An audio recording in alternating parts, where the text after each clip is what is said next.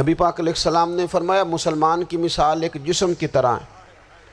जिस्म के एक हिस्से को तकलीफ़ हो तो सारा आजमाइश में आ जाता है। मुझे बताओ, ये उंगली दर्द करती हो, ये उंगली जिस्म का हिस्सा है ना, तो मेरा ख्याल है दिमाग ये कह देगा कि उंगली की दर्द है ना, मैनू की लगे। दिल कह देगा कोई नहीं टेंशन लेने, उंगली का मसला है ना। ऐसा नहीं होता, बल्कि जब उंगली में दर्द होती है तो दिमाग मनसूबाबंदी करता है कि इसका इलाज कैसे हो सकता है। दिल परेशान होता है, पैर चल के जाते, हाथ वो दवाई वसूल करते, दांत उसे चबाकर, हलक उसे निगल कर, मैदा उसे ज़ख़ीरा करके जिस्म में फैलाता है, फिर जाके उंगली शिफा पजीर होती है। एक हिस्से को दर्द हो तो सारा हिस्सा काम पे लग जाता है। इसराइल अगर तकलीफ़ दे रहा है फ़लस्तीनियों को, तो होना चाहिए था ना बाद मुसलमान हुक्मरानों को नींद ना आती, वो दर्द दिल महसूस करते।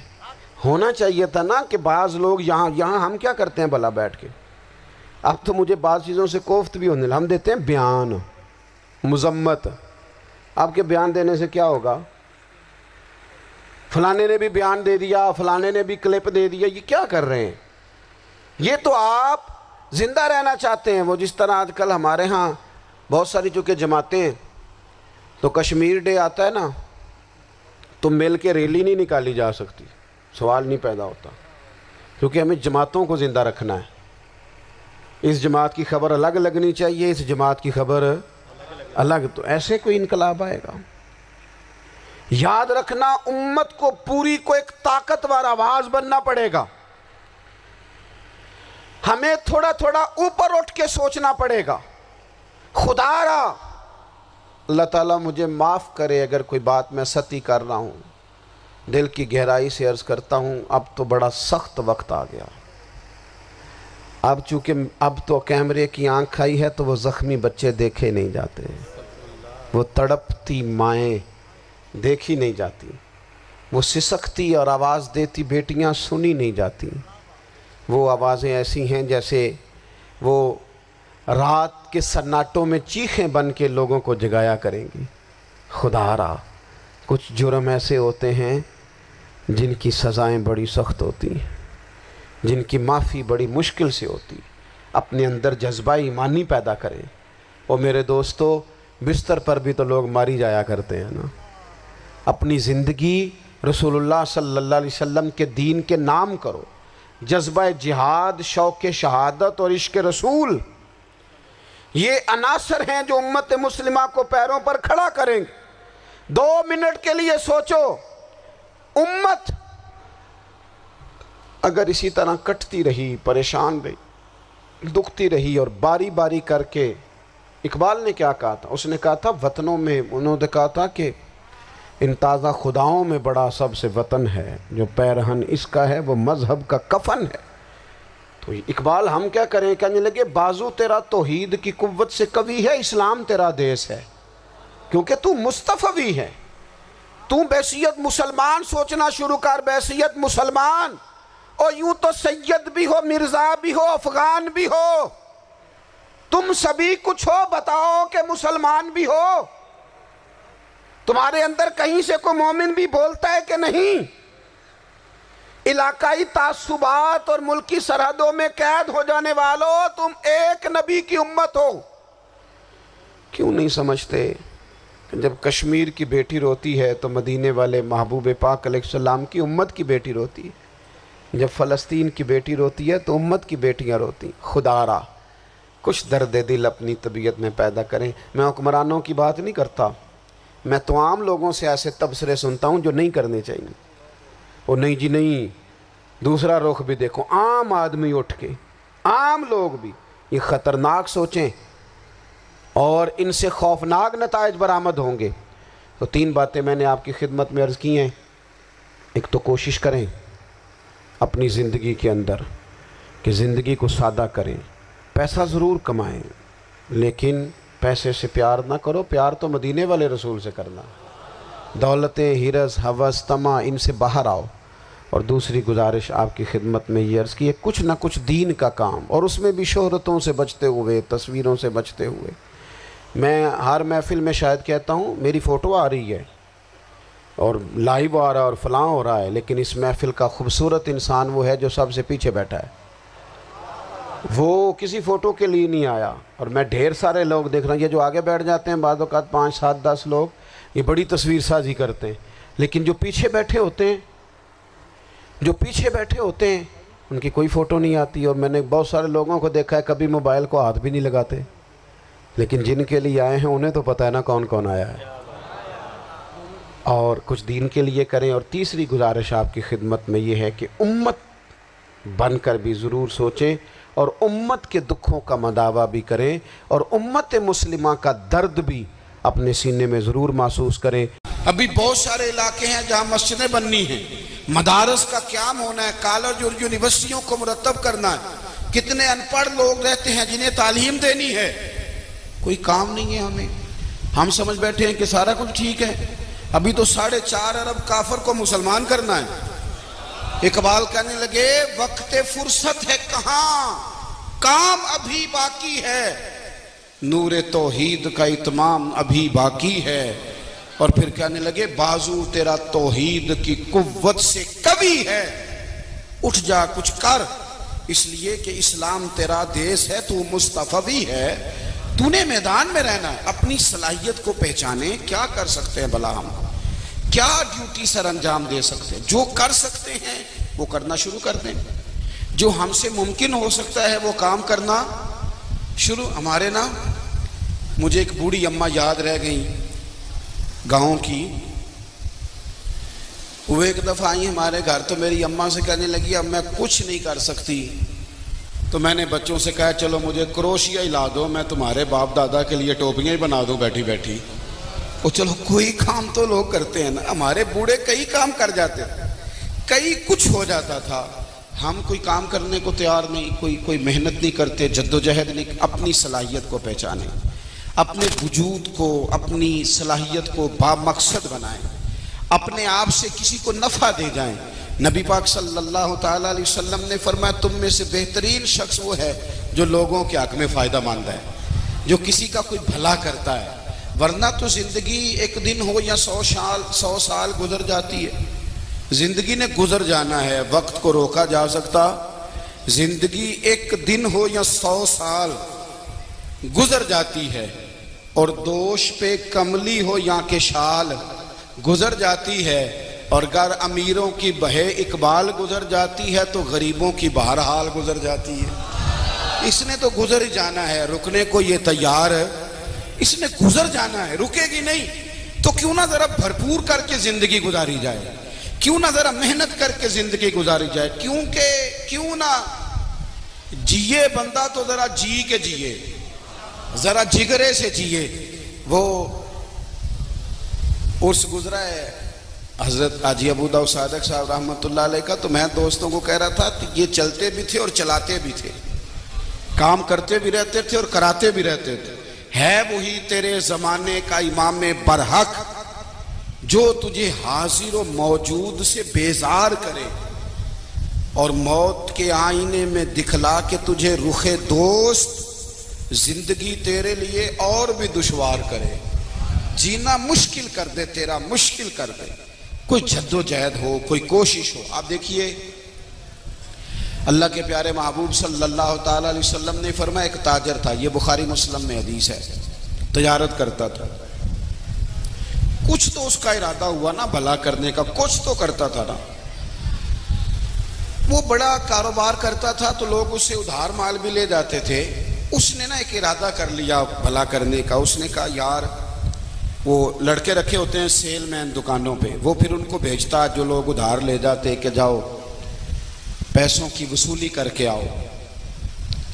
वसूली करने के लिए जब वो बच्चे जाने लगते तो उन्हें खड़ा करके कहता एक मेरी बात याद रखना, अगर कोई बंदा हुआ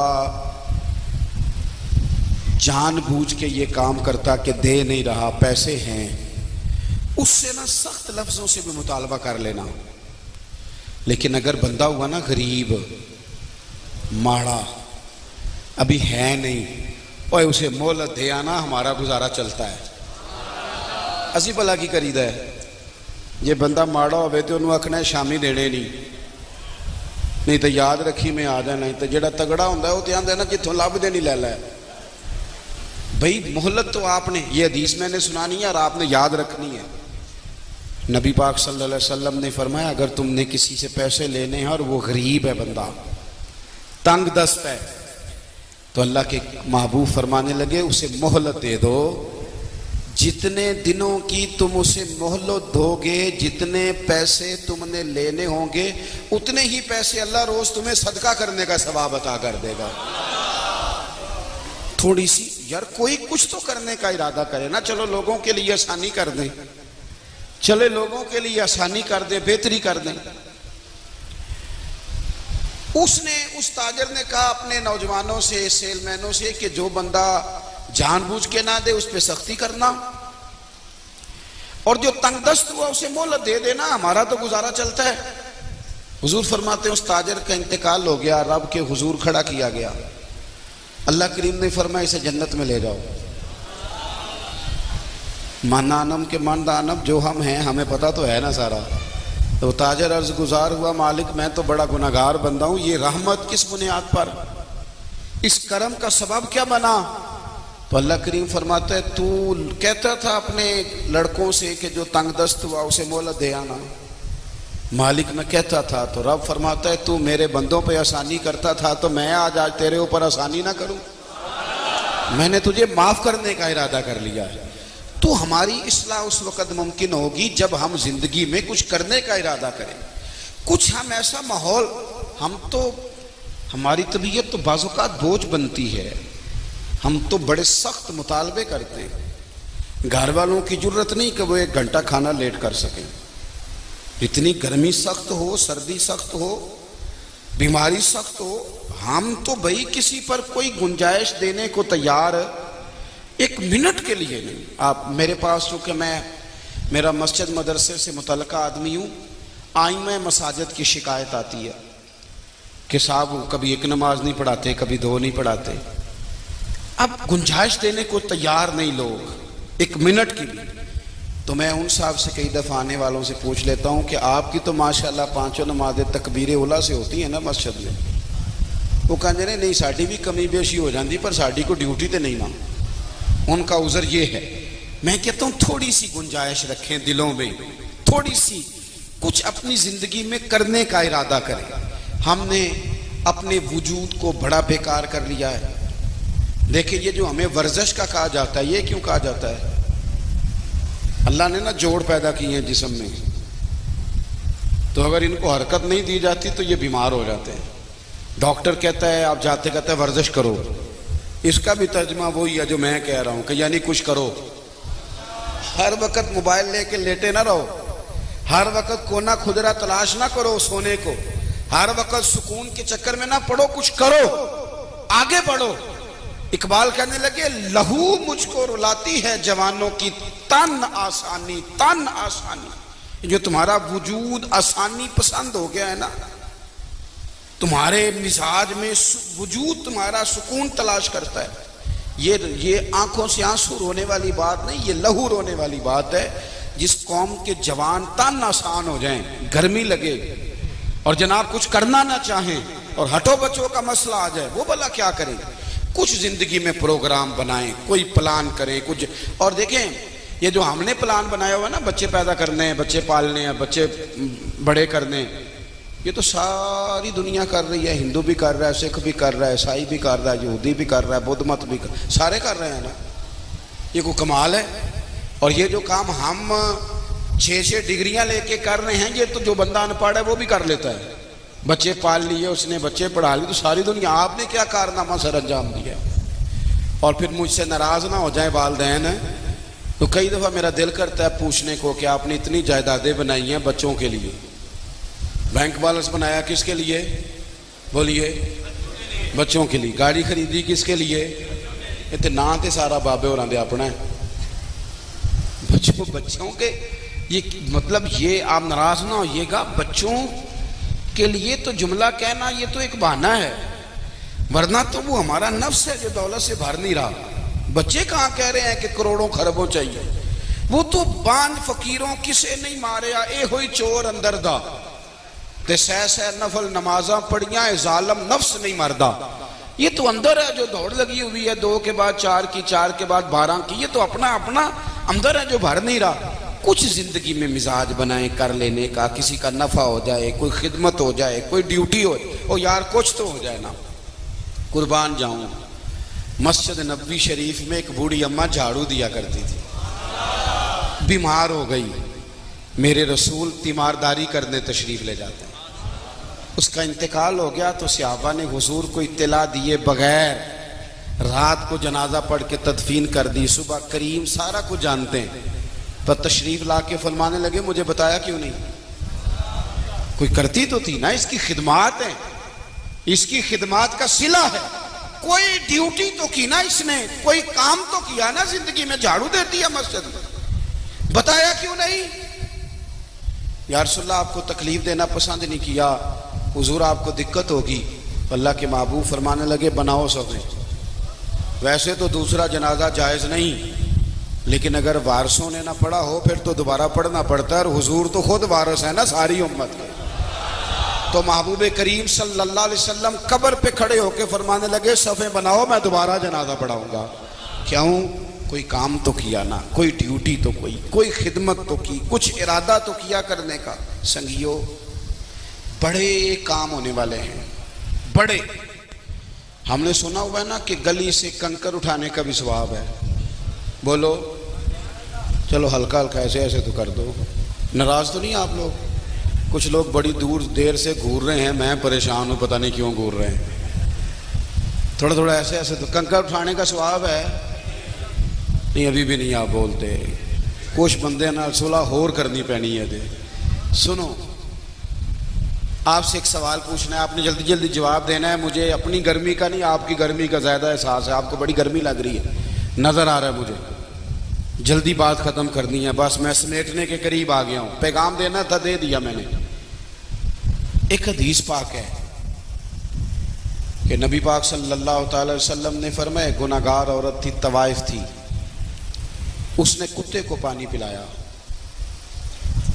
अल्लाह को अदा पसंद आ गई, रब ने उसकी बख्शिश कर दी।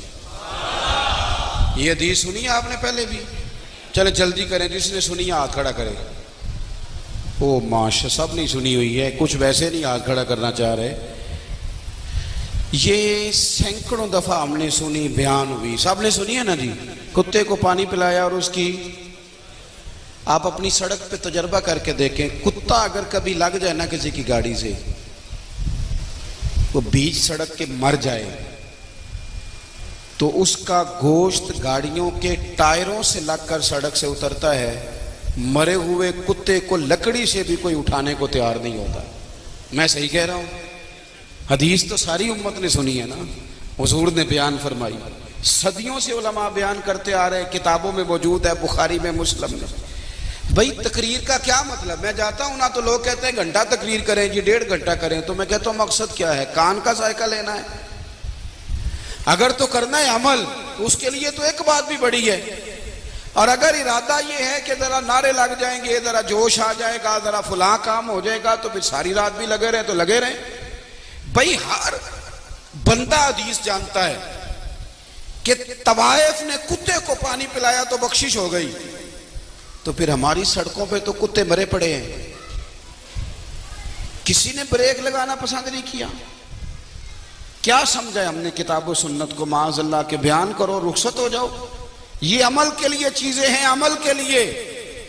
अगर हम इस हदीस को जानते ना कि गली से कंक उठाने का सवाब है, तो हमारी गलियों में कचरा पड़ा होता, हम तबसरा कर रहे होते कि बल्दिया वाले आते नहीं, उठा के ले जाते, बहस कर रहे होते हम, फिर तो हम कुछ कर रहे होते, फिर तो हम ड्यूटी पे होते, फिर तो ऑन ड्यूटी होते। लेकिन हमारा मिजाज है नशिस्तन गुफ्तन बर्खास्तन, बैठो बातें करो चले जाओ, इससे ज्यादा कुछ करने को तैयार नहीं। जो लोग अमली जद्दोजहद वाले थे, अमली काम करने वाले थे। हजरत उस्मान गनी रदी अल्लाह तआला अन्हु फरमाते, मदीना शरीफ में सख्त गर्मी थी, दोपहर को खाना खा के वैसे भी कुछ देर आराम करना नबी पाक अलैहिस्सलाम का तरीका है, मुबारक है। फरमाते हैं सब लोग आराम कर रहे थे, मुझे किसी ज़रूरत के तहत अपने मकान की छत पर जाना पड़ा। तो सैयदना उस्मान गनी रदी अल्लाह ताला अन्हु फरमाने लगे कि मैंने देखा कि एक शख्स अपने 2-4 ऊँटों को हाँक रहा है दोपहर में। मैंने